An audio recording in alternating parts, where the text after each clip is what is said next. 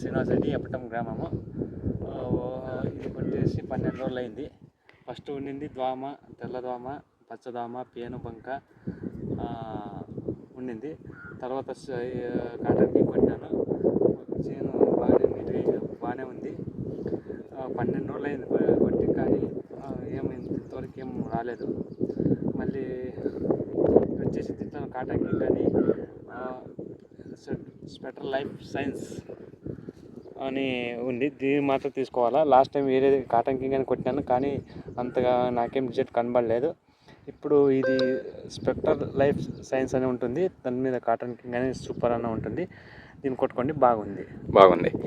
అన్న ఇది కొట్టిన తర్వాత ప్రజెంట్ అంటే తెల్లదోమ, పచ్చదోమ, పేను ఇవన్నీ క్లియర్ అయినాయినా? క్లియర్ అయినాయి. మీరు కన్నడ మాట్లాడతారా, తెలుగు మాట్లాడతారా? రెండు మాట్లాడతా. కన్నడ కూడా ఒకసారి చెప్తారా? ಕನ್ನಡ. ನಿನ್ನ ಹೆಸರಣ್ಣ? ನನ್ನ ಹೆಸರು ಶ್ರೀನಿವಾಸ್ ರೆಡ್ಡಿ ಅಂತೇಳಿ, ನಮ್ಮದು ಎಪ್ಪಟ ಗ್ರಾಮ. ಫಸ್ಟ್ ನಮ್ಮ ಹೊಲಕ್ಕೆ ಬಂದು ಪೇನು ಬಂಕ, ಪಚ್ಚದ ಸುಧಾಮೆ, ಬಿಳೆದೋಮೆ ಎಲ್ಲ ಇತ್ತು. ಇದು ಹೊಡೆದ ಮೇಲೆ ಎಲ್ಲ ನನ್ನ ಹೊಲ ನೀಟಾಗಿದೆ. 10 ಹೊಡೆದು 10-12 ದಿನ ಆಯಿತು. ಇದುವರೆಗೆ ನನಗೆ ಎಲ್ಲಿ ಕಂಡಿಲ್ಲ.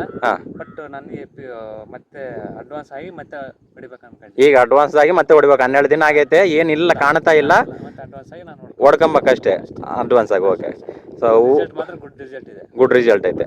ರೈಟ್ ಅಣ್ಣ, ಓಕೆನಾ, ಥ್ಯಾಂಕ್ ಯು ಅಣ್ಣ.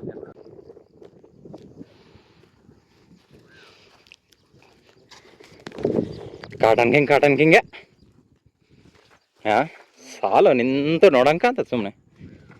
ಬಾಬಾ ಅಲ್ಲ, ಏನು ಸೈಡ್ ಬ್ರಾಂಚು ಏನು? ಕಾಪು ಗೀಪು ಎಷ್ಟು ದಿನದ ಬೆಳೆ? 50 ದಿನ ಬೆಳೆ.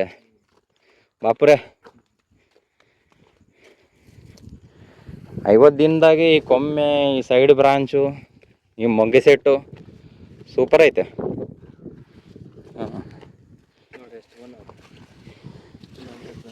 ಸೈಡ್ ಬ್ರಾಂಚ್ ಬೇಸ್ ಬಂದ ಕೊಮ್ಮೆ ಹೂವು ಕಾಪು ಸೆಟ್ ಹಾಕಚ್ಚೈತಿ ಕಾಟನ್ ಕಿಂಗೆ.